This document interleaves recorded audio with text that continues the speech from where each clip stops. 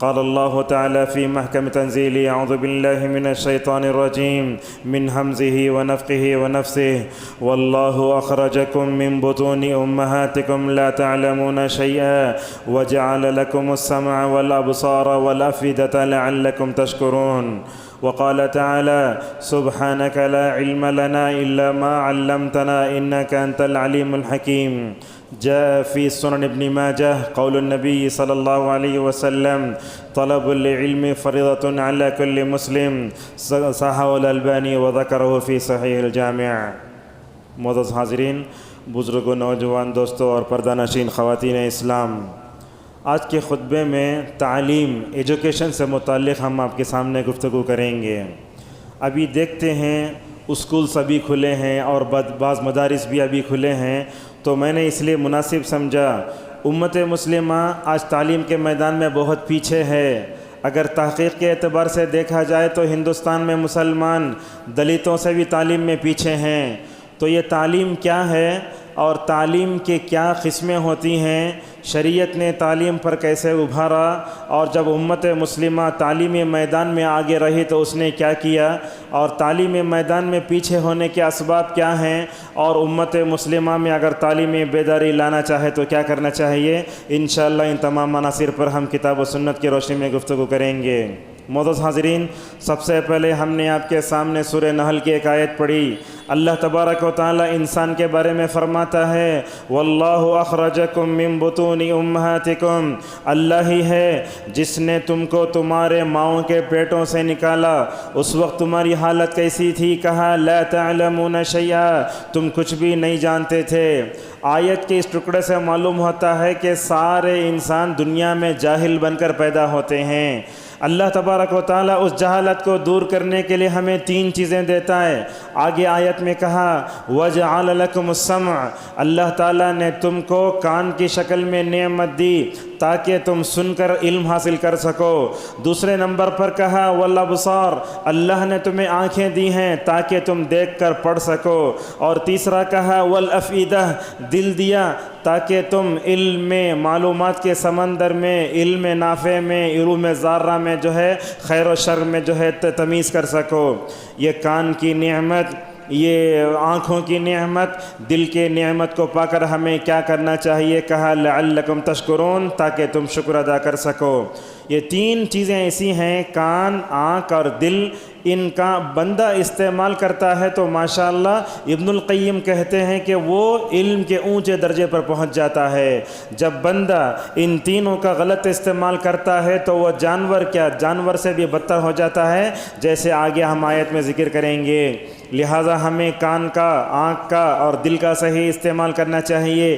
اسی لیے سورہ بنی اسرائیل میں کہا ان السمع والبصر والفؤاد کل اولئک کان عنہ مسئولا، لوگوں بے شک قیامت کے دن ان آنکھوں کے بارے میں، اس کان کے بارے میں، دل کے بارے میں سوال کیا جائے گا۔ معزز حاضرین، اس دنیا میں علم بڑی دولت ہے۔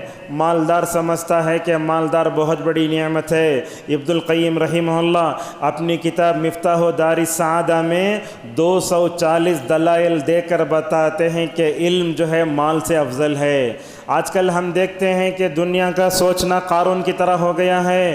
جب قارون اپنے جو ہے بہترین لباس میں، پوشاک میں ملبوس ہو کر لوگوں کے سامنے نکلا تو اس کے سامنے دو قسم کے لوگ تھے۔ بعض لوگ تھے ایسے نعرہ لگانے لگے یا لیت لنا مثل ما اوتی قارون، اللہ قارون کو جتنا دیا ہمیں بھی ویسا ہو جاتا۔ آج بھی ہمارے معاشرے میں جو لوگ ایمان کی دولت کو بہت کم معمولی دولت سمجھ جاتے ہیں، ایسے لوگ مالداروں کو دیکھ کر سمجھ جاتے ہیں کہ یہ بہت بڑی دولت ہے۔ قارون کو دیکھ کر بعض لوگوں نے کہا وَيْلَكُمْ ثَوَابُ اللَّهِ خَيْرٌ لِمَنْ آمَنَ وَعَمَلَ صَالِحًا، یہ دنیا میں سب سے بڑی دولت تو علم کی دولت ہے، ایمان کی دولت ہے۔ تمہارے اس سوچ پر افسوس ہے۔ اللہ تبارک و تعالی نے جس کو ایمان اور عمل صالح کی دولت سے مالا مال فرمایا، بہت بڑی دولت ہے۔ آپ جانتے ہیں اللہ نے آدم کو پیدا کیا، فرشتوں کو پیدا کیا۔ دیکھو آدم پیدا ہوئے مٹی سے، اور حضرت جو ہے یہ فرشتے جو ہے وہ نورانی مخلوق سے پیدا ہوئے۔ نورانی مخلوق کو کہا تم مٹی سے پیدا ہوئے آدم کے سامنے سجدہ کرو۔ کیا کیا سارے لوگوں نے؟ فسجد الملائکۃ کلھم اجمعون، سارے جو ہے فرشتے اللہ تبارک و تعالیٰ کے حکم کی تعمیل میں سجدے میں گر گئے۔ کس کے سامنے؟ مٹی سے پیدا ہوئے آدم کے سامنے۔ وہاں ابلیس تھا جو سجدہ نہ کر سکا تھا۔ لہذا کیا معلوم ہوتا ہے؟ علم کی وجہ سے اللہ تعالیٰ نے انسان کو فرشتوں پر بھی ماشاءاللہ فوقیت دی ہے۔ معزز حاضرین، علم کی نعمت جب ہمیں ملتی ہے تو ہمیں اکڑنا نہیں چاہیے۔ ہم بعض علماء کو بھی دیکھتے ہیں، تھوڑا علم آ گیا تو لوگوں کے سامنے جو ہے تکبر، فخر کرنے لگتے، نہیں ہونا چاہیے۔ اکرمہ رحمہ اللہ کہتے ہیں دنیا میں سب سے بدترین اگر تکبر ہے تو وہ علم کا تکبر ہے۔ ایک آدمی اپنی خوبصورتی پر تکبر کرے وہ بات الگ ہے، ایک آدمی اپنی مالداری پر، ایک آدمی اپنی تجارت پر فخر کرے، تکبر کرے، وہ بات الگ ہے۔ مگر اکرمہ کہتے ہیں سب سے خطرناک تکبر اگر کوئی ہوتا ہے تو وہ علم کا تکبر ہے۔ یہ فرشتوں کو دیکھو کیسی عاجزی، جب علم کی نعمت ملی تو کہنے لگے سبحانک لا علم لنا الا ما علمتنا، اے اللہ تیری ذات پاک ہے، ہمارے پاس وہی علم ہے جو ہمیں تو نے سکھایا ہے۔ مجھے معلوم ہے جامعہ دارالسلام میں 99 میں ہم مسلم پڑھتے تھے، مولانا شیخ انیس الرحمن اعظمی عمری مدنی حفظہ اللہ کے پاس۔ جب بھی شیخ صحیح مسلم پڑھانے آتے سب سے پہلے کلاس میں داخل ہوتے ہی ان کے ہونٹوں پر یہ آیت رہتی سبحانک لا علم لنا الا ما علمتنا انک انت العلیم الحکیم۔ اور قیامت تک جتنے علوم پیدا ہوں گے ان تمام علوم کو اللہ تبارک و تعالیٰ نے آدم کو سکھایا، کہا وعلم آدم الاسماء کلها۔ صحیح مسلم کی روایت میں آتا ہے حضرت انس بن مالک رضی اللہ عنہ کہتے ہیں قیامت کی ہولناکی میں سارے لوگ پریشان ہوں گے، سب سے پہلے آدم کے سامنے جائیں گے، جا کر کہیں اے آدم تیری ذات تو ایسی اونچی ہے، تمہارے سامنے اللہ نے تمہارے علم کی وجہ سے اللہ تعالیٰ نے فرشتوں کو تمہارے سامنے سجدہ کروایا تھا۔ معزز حاضرین، علم حاصل ہونے کے بعد بندے کو پھلدار درخت کی طرح ہونا چاہیے۔ ہم دیکھتے ہیں عرب علماء میں ماشاءاللہ آج بھی اتنا اونچا درجہ پانے کے بعد بھی بولتے ہیں میں ابھی طالب علم ہوں۔ لہٰذا امام احمد رحمہ اللہ کہتے ہیں میں تو ماں کی گود سے قبر میں جانے تک طالب علم ہوں۔ معزز حاضرین، اللہ تبارک و تعالیٰ نے سورہ بلد میں یہ بھی کہا الم نجعل له عینین ولسانا وشفتین وہدیناہ النجدین، اللہ نے دو ہونٹ دیے، اور اسی طریقے سے اللہ تبارک و تعالیٰ نے اس کو زبان دی، کیوں؟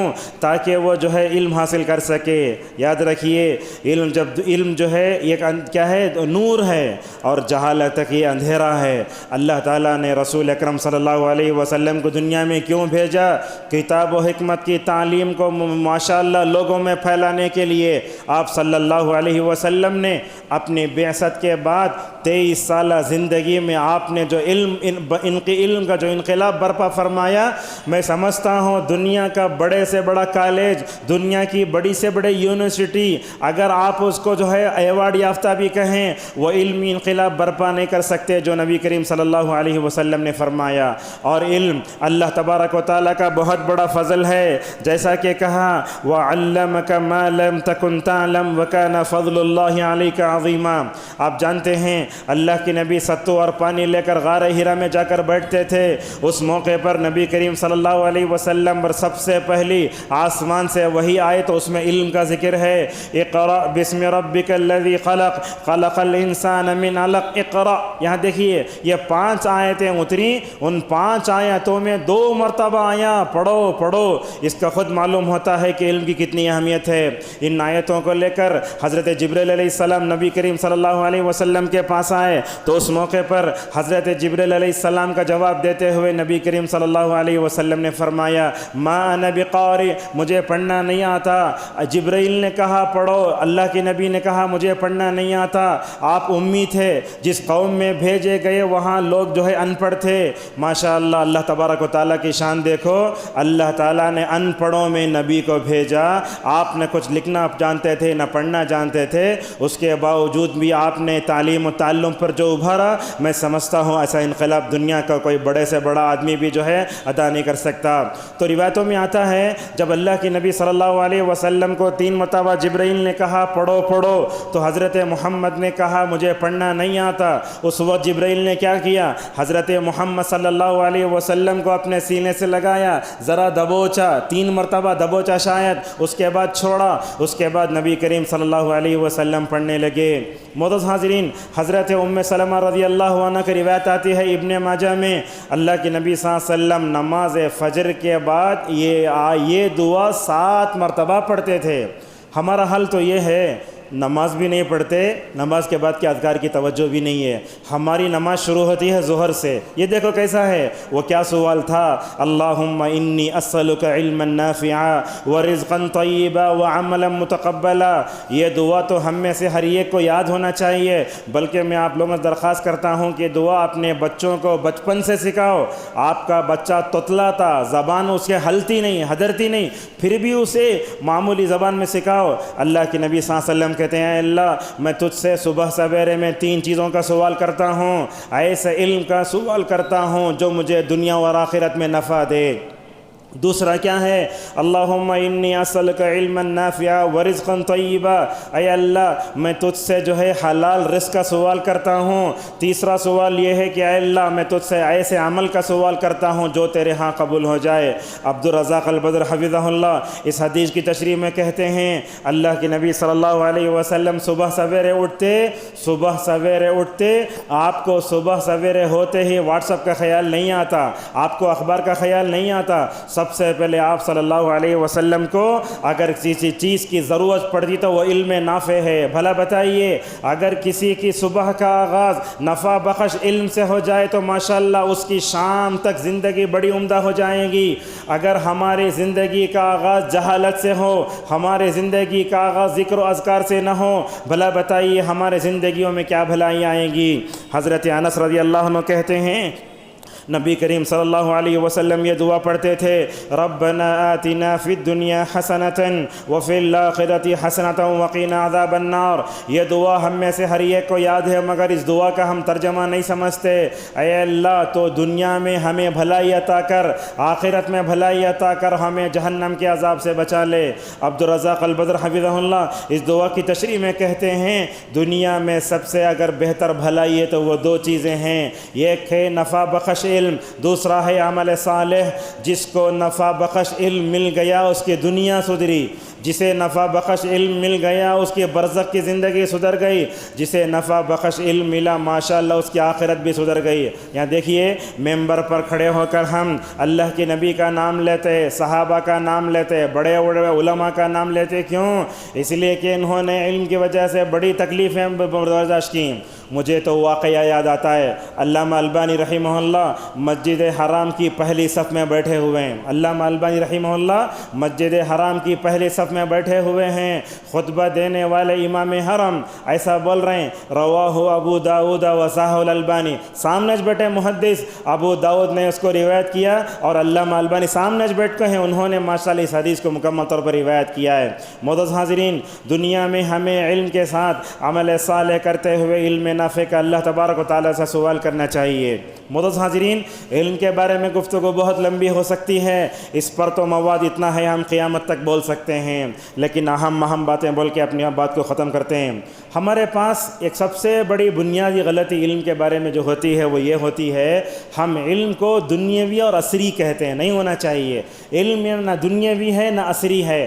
اس تقسیم کی وجہ سے آج کیا ہوا، بعض لوگ مدرسے کو چلے گئے تو دنیا سے کٹے، اور بعض لوگ جب اسکول کو چلے گئے تو جو ہے دین سے کٹ گئے۔ یہ تقسیم نہیں ہے۔ علامہ حسن بصری رحمہ اللہ کہتے ہیں علم نہ دین کا ہوتا ہے نہ دنیا کا ہوتا ہے، علم تو 2 طرح کا ہوتا ہے، ایک ہوتا ہے نفع دینے والا علم اور ایک ہوتا ہے نقصان دینے والا علم۔ اسی لیے حسن بصری رحمہ اللہ کہتے ہیں کہ ایک نفع دینے والا علم ہوتا ہے اور ایک ہوتا ہے نقصان دینے والا علم۔ ابن عثیمین رحمہ اللہ کہتے ہیں کل ما ينفعک فی دنیاک و اخراک فہو علم، جو بھی علم تمہیں دنیا اور آخرت میں کام آئے تو وہ تمہارے لیے علم ہے۔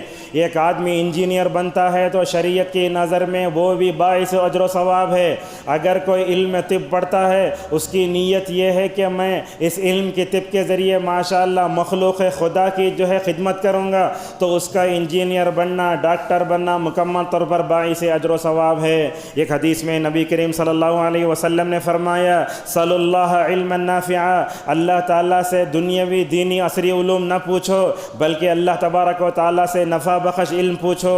اور یہ روایت یہ بھی آتی ہے اللہ کے نبی صلی اللہ علیہ وسلم نفع نہ دینے والے علم سے ہمیشہ پناہ مانگتے تھے، اللہم انی اعوذ بک من علم لا ينفع۔ معزز حاضرین، ہم نے جب علم کو دنیاوی دینی عصری کہا اس کا نقصان کیا ہوا؟ جیسے میں نے آپ نے کہا دینی علوم کے مدرسے الگ ہو گئے، دنیاوی علوم کے اسکول اور کالجز الگ ہو گئے، اس میں نقصان کیا ہوا؟ دونوں اپنی اپنی جگہ رہ کر یہ کہنے لگے ایک دوسرے پر تیر، مدارس میں پڑھنے والے بولتے اس میں اسکول میں پڑھنے والے بیکار، اسکول میں پڑھنے والے لوگ کیا کرتے ہیں مدرسوں میں پڑھنے والے علماء کو طلباء کو گری ہوئی نگاہوں سے دیکھتے ہیں۔ میں آپ کے سامنے یہ بات کہوں تو غلط نہ ہوگا، اگر کوئی آج کا عالم دین انگریزی پڑھ لیا، انگریزی اخبار اٹھایا تو دنیا اس کے اوپر ہنستی ہے۔ لوگ کیا سمجھتے ہیں علماء کو سوائے ممبر و محراب کے کچھ بھی نہیں آتا۔ ویسے نہیں تھے علماء۔ علامہ البانی رحمہ اللہ اتنے بڑے محدث ماشاءاللہ گھڑی کی اصلاح کا فن جانتے تھے، اتنے بڑے عالم دین ہو کر کبھی بھی اپنی زندگی میں ماشاءاللہ محتاج نہیں ہوئے، ایک ہنر اپنے ہاتھ میں رکھا گھڑی کی اصلاح کرنے کے لیے۔ پکے سے پکے بدعتی، پکے سے پکے گمراہ فرقوں کے لوگ بھی ان کے پاس آتے ماشاءاللہ۔ اللہ تبارک و تعالیٰ نے ان کے ذریعے اتنا کام لیا۔ عبد المحسن عباد حفظہ اللہ کہتے ہیں علم حدیث پڑھنے والا دنیا میں دو محدثین سے کبھی بے نیاز نہیں ہو سکتا۔ ایک تو شخصیت علامہ ابن حجر کی جو آج سے 700 سال پہلے پیدا ہوئی، اور دوسرے عالم دین علامہ البانی رحمہ اللہ۔ اللہ اکبر، ان کے بارے میں لوگ بولتے ہیں انہوں برابر نہیں، یہ نہیں وہ نہیں، یہ بات یاد رکھو، علامہ البانی معمولی عالم دین نہیں ہیں، معمولی عالم دین نہیں ہیں۔ جس وقت امت میں اتباع کی روح ختم ہو گئی، تقلید سر چڑھ کر بولنے لگی، ایسے موقع پر علامہ البانی رحمہ اللہ نے ماشاءاللہ پوری امت مسلمہ میں اتباع کی روح پھونکی، حدیث کو صحت اور ضعف کے درمیان میں لا کر امت کے سامنے ایسے حدیث کا لازوال ذخیرہ امت کے سامنے ڈالا۔ علماء پہلے کتنا مشکل ہوتے، ایک حدیث کو تلاش کرنا ہو 15 دن لگتے تھے۔ علامہ البانی کا امت پر احسان ہے، دیکھو صرف 10 سیکنڈ میں ماشاءاللہ حدیث کے صحیح اور ضعیف ہونے کے بارے میں مکمل معلوم ہوتا ہے۔ ان کے پاس پکے سے پکے بدعتیات آتے گھڑی کی اصلاح کرنے کے لیے، پکے سے پکے گمراہ فرقے کے تعلق رکھنے والے لوگ بھی آتے ماشاءاللہ۔ اللہ تبارک و تعالیٰ نے علامہ البانی کو عقائد کی اصلاح کا ذریعہ بنایا۔ جو بدعتی اور گمراہ فرقے سے تعلق رکھنے والا اپنی گھڑی کی اصلاح کرنے آیا، ان کے ساتھ بیٹھ کے مناظرہ کرتے، بچاتے، ان کا عقیدہ صحیح سمجھاتے، اپنی گھڑی کی اصلاح کے ساتھ ماشاءاللہ عقیدے کی صحیح نعمت کو پا کر اللہ کا شکر ادا کر کے، علامہ البانی کا شکر کر کے اپنے منزل مخصوص کی طرف مکمل طور پر روانہ ہو جاتا۔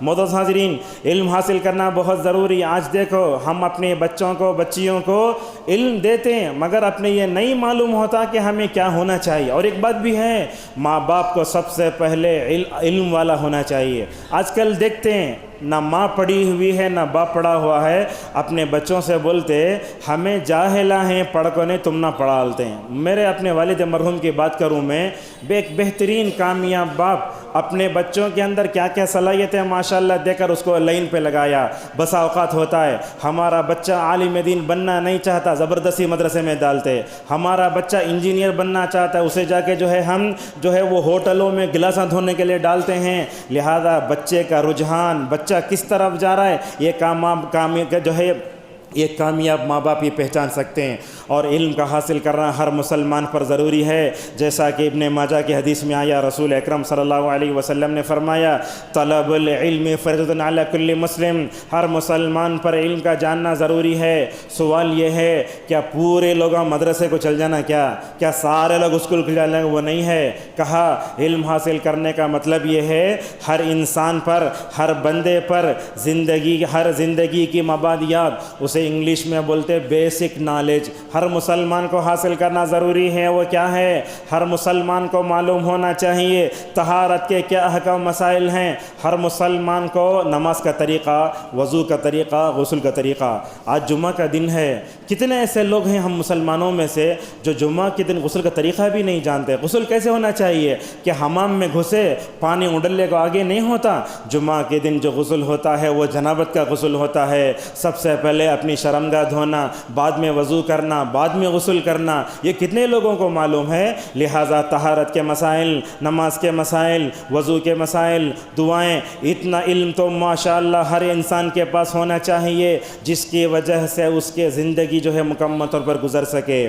آج شادی ہوتی ہے، یہ شوہر کو بھی نہیں معلوم پہلی رات میں بیوی کے جو ہے وہ مطلب پیشانی پر ہاتھ رکھ کر کیا دعا پڑھنا۔ بیوی کے پاس اپنی ضرورت پوری کرنے جا رہا ہے، اسے دعا یاد نہیں ہوتی ہے، کبھی ادھر جھانکتا ہے کبھی ادھر جھانکتا ہے۔ ہمارا یہ حال ہے۔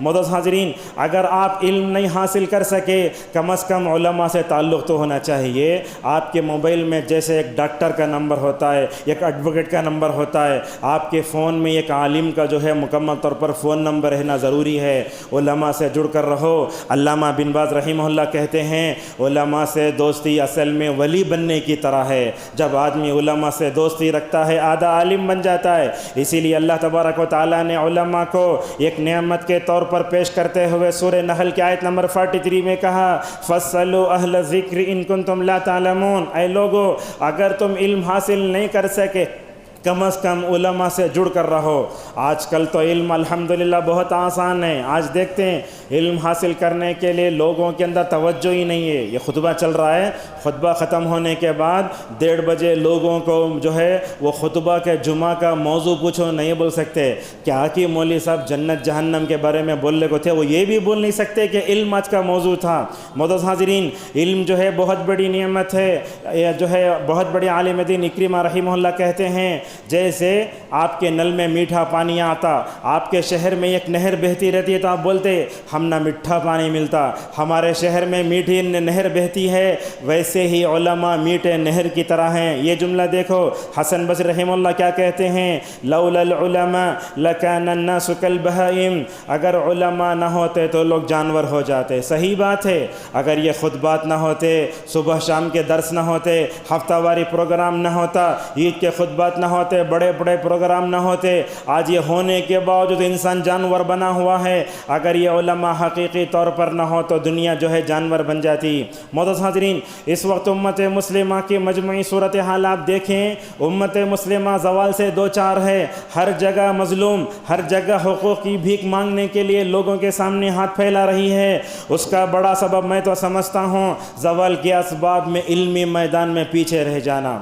اللہ جزائے خیر دے سعودی عرب کی حکومت کو۔ ایک بات بھی آپ کے سامنے بتاتا ہوں، مدنی علماء ہمیشہ سعودی عرب کی تعریف کرتے۔ لوگ کیا سمجھ جاتے ان کو وہاں اسکالرشپ ملی، وہاں جا کو پڑھ کے آئے سمجھ جاتے۔ میں آپ کو بتاتا ہوں، دیکھو سعودی عرب علم پر سال بھر میں اتنا خرچ کرتا ہے جتنا امریکہ کا سالانہ بجٹ ہے۔ اللہ اکبر! 8000 لوگ اسلامک یونیورسٹی مدینہ منورہ میں پڑھتے ہیں، وہاں سے فیض یافتہ ہو کر ہم یہاں ممبر پر کھڑے ہو کر آپ کے سامنے آپ کو فیض پہنچا رہے ہیں۔ کہاں کہاں سے لوگ آتے ہیں، اگر آپ کو تعجب ہوگا، چین 180 ممالک کے طلبہ پڑھتے ہیں وہاں۔ اور میں سمجھتا ہوں ساری دنیا میں دعوت کا کام کرنے والے جامعہ اسلامیہ کے جو مدنی علماء ہیں، ان علماء کے علاوہ یہ کام بہت مشکل ہے۔ اللہ اکبر! ہندوستان میں ایسے علماء بھی تھے جو مدینہ نہیں گئے، ماشاءاللہ اپنے اندر مدنیوں سے بڑی صلاحیت بھی رکھتے تھے۔ معزز حاضرین، آج ہم دیکھتے ہیں ہندوستان میں حالت بہت خراب ہے علمی اعتبار سے، لیول کے اعتبار سے، کہ جہاں کہیں میں جاتا ہوں عبرت کی نگاہ سے دیکھتا ہوں۔ ایک مرتبہ ایک جگہ ہم بینک میں گئے، ایک عورت میلے برقعے میں اوڑھنی گلے میں ڈال لے کے اے ٹی ایم جہاں ملتا وہ کیوں میں کھڑی ہے، بولتی ہے اے ٹی ایم دیو اے ٹی ایم دیو. وہ بینک میں بیٹھا ہوا شخص بولتا ہے اماں دستخط کرو، انہیں بولتی ہے مجھے دستخط کرنے نہیں آتا. سوال دیکھو، اے ٹی ایم کارڈ حاصل کرنے کے لیے دستخط کرنا ضروری ہے. اگر آپ ایسا لگا کہ اگر اسٹیمپ پیڈ میں لگائے تو وہ نہیں ہوتا، انہیں بولتا ہے جاؤ کسی کو بلا کر لے آؤ. یہ واقعہ جب پیش آیا تو میں نے اسے عبرت کی نگاہوں سے دیکھا. وہاں رہنے والے غیر مسلموں کے سامنے مسلمان کتنا بدنام ہوا، ذرا سوچئے. معزز حاضرین، ایک معمولی سا فارم ہے، وہ فارم پڑھنے نہیں آتا، موبائل نمبر کیسے لکھنا نہیں آتا، ایک معمولی سی چیز ہے وہ لکھنا نہیں آتا. اگر ہمارا بچہ اسکول کو نہیں گیا، لیو لیٹر لکھنے کا طریقہ ہم نہیں جانتے، یہ ہماری یہ حالت ہے. لہٰذا یاد رکھیے، علم جہاں ہے وہ عزت ہے، جہاں جہالت ہے وہاں ذلت ہے. ہم دیکھتے ہیں ہر سال شروع ہوتا ہے، امت مسلمہ میں علم کے بارے میں مکمل طور بیداری ہونا چاہیے. میں آپ سے پوچھتا ہوں، جب بھی جو ہے نیا سال تعلیمی شروع ہوتا ہے کتنے لوگ مدارس کا رخ کرتے ہیں؟ میں سمجھتا ہوں 100 میں سے ایک طالب علم مدرسے کو نہیں جا رہا ہے. پورے لوگ کہاں جا رہے ہیں؟ دنیا دنیا دنیا. اور علم حاصل کرنے کا مقصد کیا سمجھے؟ علم حاصل کر لیا تو مجھے ڈگری ملتی، ڈگری کے بعد ایک کمپنی میں کام ملتا، ایک کام ملنے کے بعد ایک بڑی گاڑی لینا، اپارٹمنٹ میں جانا، ہو مر جانا. یہ نہیں ہے. علم کیا ہے؟ علم کی وجہ سے بندے کو اللہ تعالیٰ کا تقرب حاصل ہوتا ہے. علم حاصل کرنے سے بندہ اپنے رب کو پہچانتا ہے. اسی لیے پہلی وحی میں کہا اقرأ بسم ربک الذی خلق خلق الانسان من علق. اور ایک بات تلخ حقیقت ہے جو میرے اور آپ کے حلق سے نیچے نہیں اترے گی. جب مدرسے میں بچے کو داخل کرنے کی بات آتی ہے تو لوگ کیا سمجھتے معلوم ہیں؟ جو بچہ معاشرے میں، سماج میں، سوسائٹی میں نہیں سدھرا، کہیں بھی نہیں سدھرا، اسے سدھارنے کی جگہ اگر کوئی تو وہ مدرسہ ہے. یاد رکھو، مدرسہ شریروں کی جگہ نہیں ہے، بگڑے ہوئے طلباء کو لے جانے کی جگہ نہیں. یہ کچرا نہیں ہے مدرسہ، یہ مدرسہ دین کے قلعے ہوتے ہیں. جو طلباء ماشاءاللہ اپنے دنیاوی علوم میں 10th میں +2 میں ایکسلنٹ آتے نا، ان کو لے جا کے مدرسے میں ڈالو. ہمیں کیا سمجھتے؟ شریر طلباء کی آماج گاہ ہے مدرسہ. ایسا مکمل طور پر نہیں سمجھنا چاہیے. ہوتا کیا ہے، ایسے بچوں کو لے جا کے وہاں ڈالتے، بعد میں انہیں کیا کرتا، خود غارت ہو کو وہاں خیر کی مطلب ایک امید لے کر آنے والے بچوں کے پورے توقعوں پر نعوذ باللہ پانی پھر جاتا ہے. نہیں ہونا چاہیے.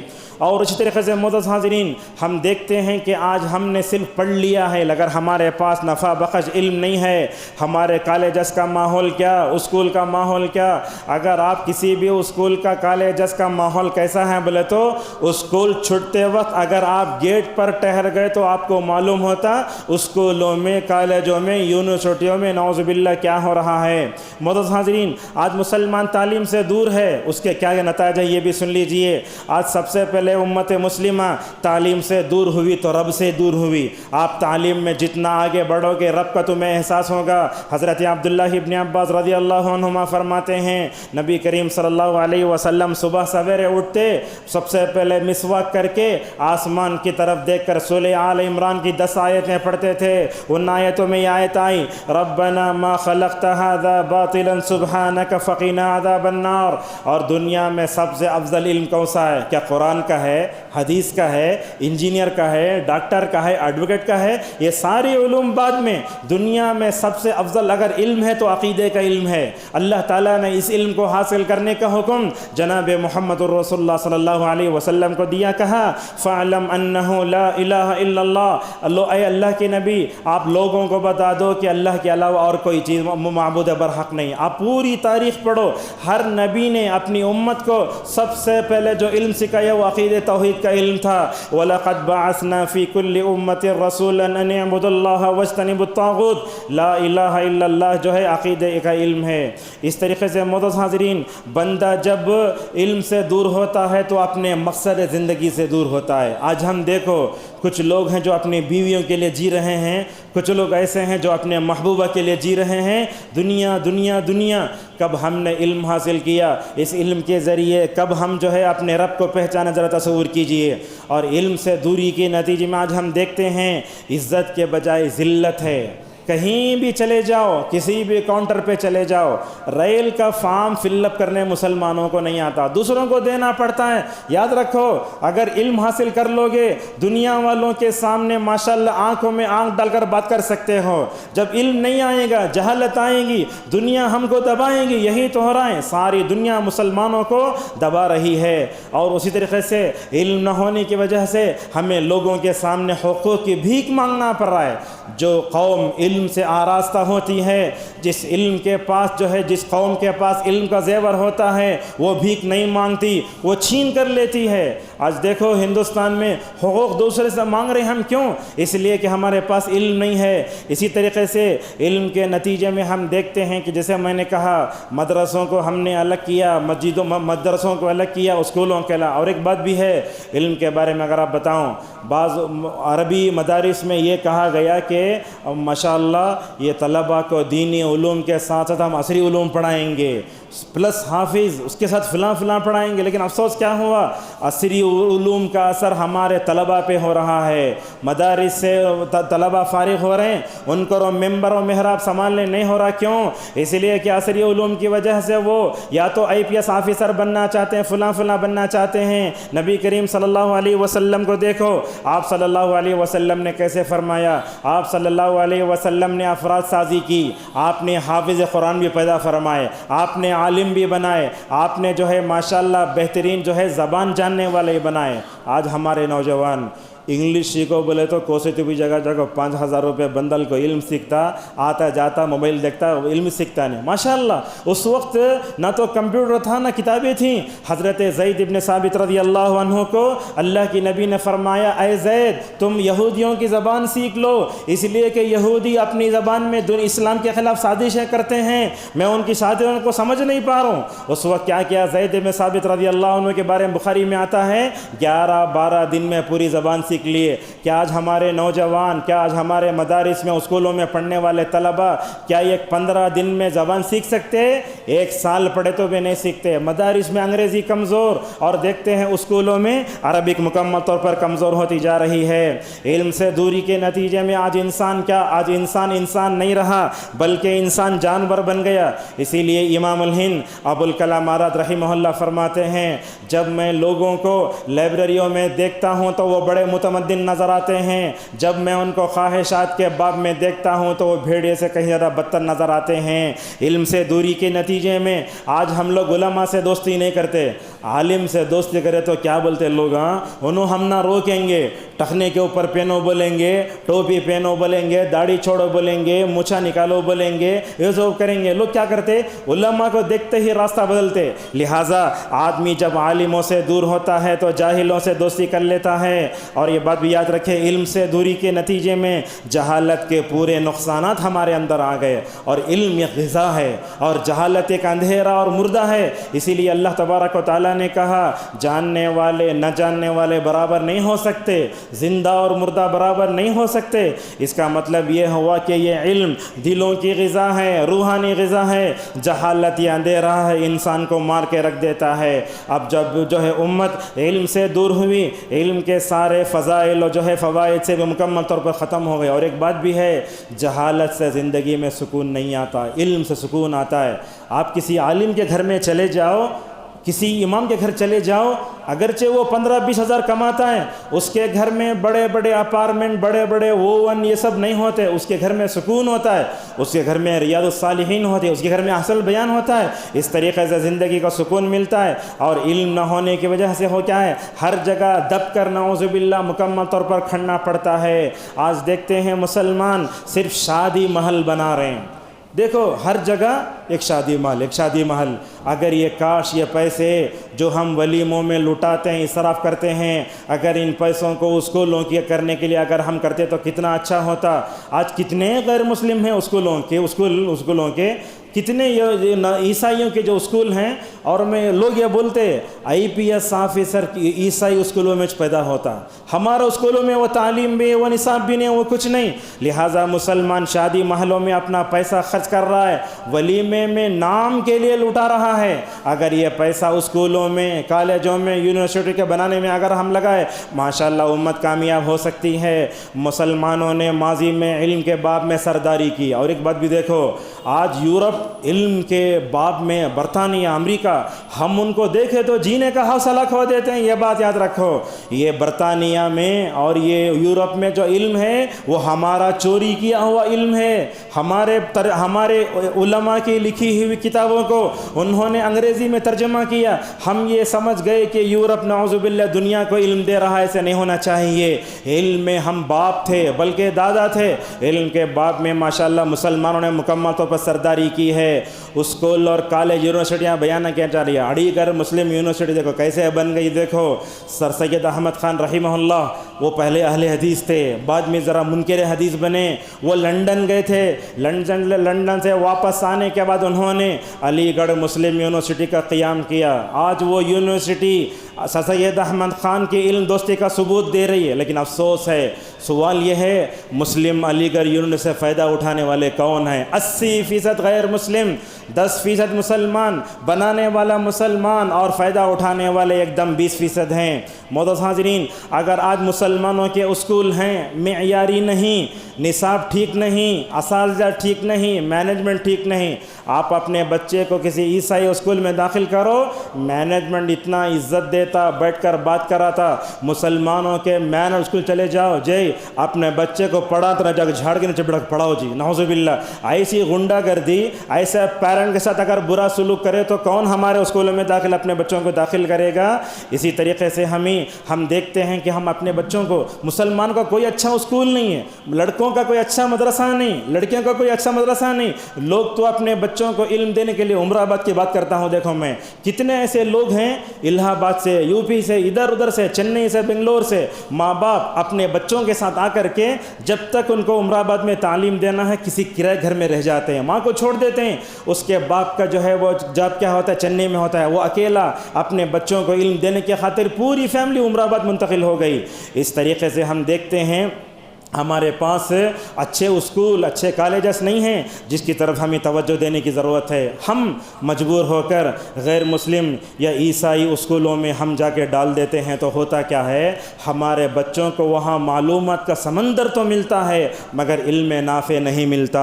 اور یہ بات بھی دیکھو، ہمارے بچے غیر مسلم اسکولوں میں پڑھتے ہیں، عیسائی اسکولوں میں پڑھتے ہیں، اس کا نقصان کیا ہوتا ہے دیکھو، ایمان کو خطرہ، عقیدے پر آنچ، اخلاق کا بگاڑ، وقت کا ضیاع، غلط نمونے اس کے ذہن میں بیٹھتے ہیں۔ میں آپ کو ایک واقعہ سناتا ہوں، ایک 5 منٹ میں اپنی بات کو سمیٹ لیتے ہیں۔ ہوتا کیا ہے، ایک ٹیچر عیسائی اسکولوں کی، ایک مسلمان بچہ ہے، اس کے پاس سے پن لے لیتی، یہ واقعہ میں نے کئی بار سنایا اپنے خطبات میں، محاضرات میں، اس کے پاس پن لے لے کے اسے بولتی تمہیں اپنے رب کو پکارو، دیکھیں گے تمہارا رب پن دیتا کیا۔ انہیں پکارتا وہ پن نہیں آتا، اس کے بعد کیا بولتی ہے وہ ٹیچر، عیسائی ٹیچر، تمہیں جیسس کو پکارو، جیسے ہی انہیں آنکھ بن کے پکارتا اوپر سے پن ڈالتی۔ ہمارے بچے کے عقیدے پر کیا آنچ آ رہی ہے، کیا بھی کبھی ہم نے سوچا؟ 10-10 لاکھ کر کے ہم اپنے بچوں کو عیسائی مشتریوں میں جو مکمل طور پر حوالے کر رہے ہیں۔ اگر آپ نے اپنے بچے کو سب سے پہلے صحیح مسلمان بنایا ہوتا، آپ اپنے بچے کی عقیدے کی صحیح حفاظت کرتے، آپ اپنے بچے کی ایسی تربیت کرو، کس اسکول میں بھی بھیجو اس کے غلط ماحول کا جو ہے اثر ہمارے بچوں پر نہ ہو، تو اپنے بچوں کو کہیں بھی علم حاصل کرا سکتے ہو۔ خطبے کے آخری میں امت میں علم کے تعلق سے بیداری پیدا کرنے کے لیے کیا کرنا چاہیے وہ باتیں بتاتے ہیں۔ سب سے پہلے امت کے سامنے علم کی فضیلت اور فوائد بتانے، یہ بات یاد رکھو، علم وہ ہے جس کو پڑھ کر بندہ اللہ تبارک و تعالیٰ کے قریب ہوتا ہے۔ علامہ اقبال اپنے اشعار میں کہتے ہیں، مجھے کیا معلوم تھا کہ بندہ علم بھی حاصل کرے گا اور ساتھ میں جو ہے دہریت بھی لائے گی۔ علامہ اقبال رحمہ اللہ معمولی جو ہے وہ عالم شاعر نہیں تھے، ان کی جو ماں تھیں حالت وضو میں ان کو دودھ پلاتی تھی. بہت بڑے شاعر ایسے نہیں بنے وہ. جب ان کے والد کی حرام کمائی تھی, علامہ اقبال کی والدہ کو خیال آیا اگر میں اپنے بچے کو حرام کمائی کھلائی تو کیا ہوگا, الگ سے کام کر کے اپنے بچے کو کھلاتی تھی. بولتے علامہ اقبال رحمہ اللہ, بہت بڑے شاعر, اگرچہ ان کے اندر عقیدے کی غلطیاں تھیں, اس سے صرف نظر جب وہ لنڈن میں گئے تو کہتے ہیں جب میں لنڈن میں گیا تو میری ماں نے مجھے بچپن میں تہجد کی عادت ڈالی تھی. وہ تہجد کی عادت ماشاءاللہ مجھے لنڈن میں بھی مکمل طور پر چھوٹ نہ سکی. آج ضرورت ہے کہ ہم لوگوں کے سامنے جہالت کے نقصان کو مکمل طور پر لوگوں کے سامنے بچائیں. علم حاصل کرنے کے 3 وسائل ہیں. سب سے پہلا علم کے لیے ماں کی گود ہے. آج افسوس ہے وہ گود خود جہالت سے بھری ہوئی ہے. اسی لیے علامہ اقبال کہتے ہیں ایک مرد کو تعلیم دینا کمال کی بات نہیں ہے, ایک عورت کو تعلیم دینا یا قوم کو تعلیم دینا ہے. اگر ہم نے وہ عورت کے گود کو جو ہے علم سے بھرا ہوتا تو بچے کیسے پیدا ہوتے. دیکھو امام مالک کو, دیکھو شافعی کو, دیکھو امام بخاری کو, یہ نیک مائیں تھیں, ان کی گود ماں سے بھری ہوئی تھی. ماشاءاللہ انہوں نے جو ہے بڑے بڑے علم کے پہاڑ جیسے لوگوں کو جنم دیا. دوسرا, علم حاصل کرنے کے لیے مدرسے ہوتے ہیں, مدرسوں میں اپنے بچوں کو ڈالو. ایسے ہوتا ہے 10 کرنے کے بعد +2 کرنے کے بعد اپنے بچوں کو ایک شارٹ کورس ہوتا ہے, عمر آباد میں بھی ہے, 6 سال میں ماشاءاللہ آپ کا بچہ عالم دین بن جاتا. میں تو سمجھتا ہوں اس دور میں اپنے بچوں کو فتنوں سے بچانے کے لیے 2 چیزیں ضروری ہیں. بچپن میں قرآن یاد کراؤ. اسلاف کی پوری زندگی کی برکت اسی میں نظر آتی ہے.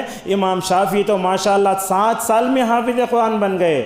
یہ بیدر میں شاہین کالج ہے, یہ لوگ کوشش کر رہے ہیں, اللہ جزا خیر دے, اپنے بچوں کو سب سے پہلے حافظ قرآن بناؤ. اور اس دور میں اپنے بچوں کو فتنوں سے بچانے کے لیے دینی علم کا ہونا ضروری ہے.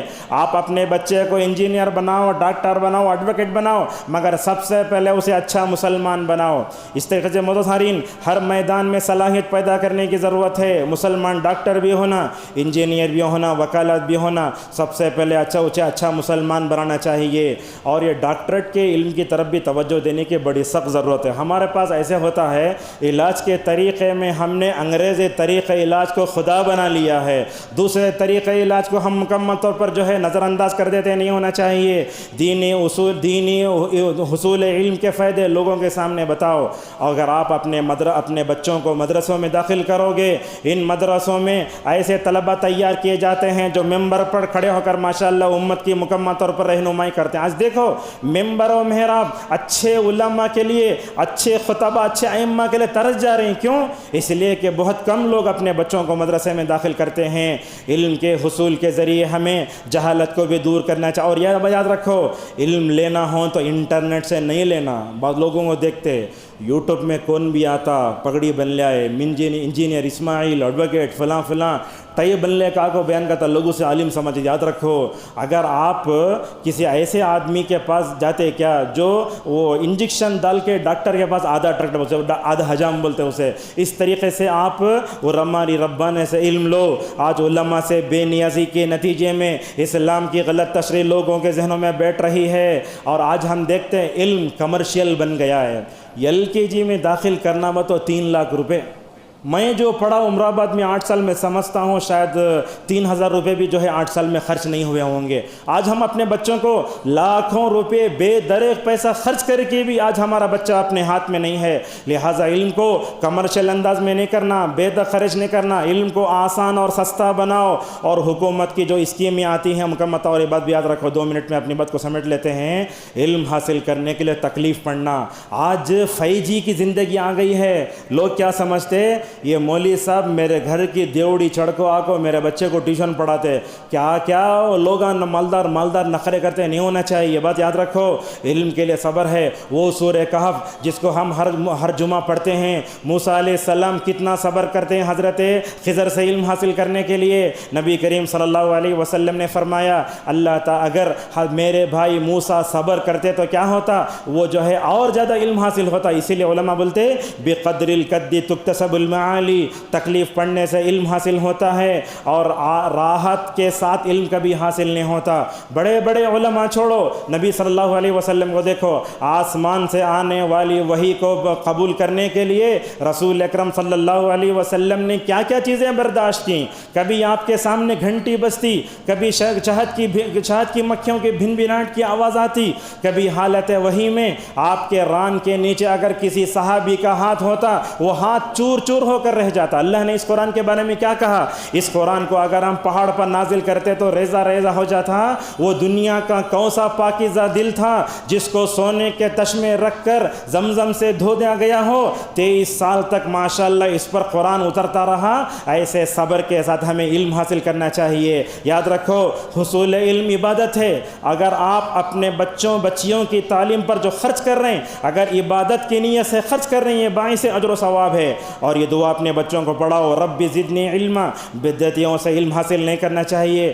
خواتین کی گود کو علم سے بھرنے کی بڑی سخت ضرورت ہے۔ اور جو ہے اسی طریقے سے مساجد میں مکاتب کا اہتمام ہونا چاہیے۔ آج ہو رہا ہے ایسے، امام کام کر رہا ہے، مؤذن کام کر رہا ہے، ذمہ دار تنخواہ دے کو ہٹ جا رہے ہیں۔ عبدالعظیم صاحب عمری حفظہ اللہ یہ خطبے میں وہ کہتے ہیں، جس مسجد میں مکتب نہ ہو وہ مسجد نہیں ہے۔ دیکھو مسجد نبوی کو، جس کے فارغین ابو بکر بھی تھے، فلاں بھی تھے۔ اور بچوں کے علم پر ہمیں خرچ کرنا چاہیے، اور اپنے بچوں کو زبان سکھاؤ، مگر زبان سیکھنے کے ساتھ جو ہے یہ نہ سکھاؤ۔ اور اپنے بچے جب تعلیم ڈسکنٹینیو کرتے نا، وہ اسباب پہ غور کرنا۔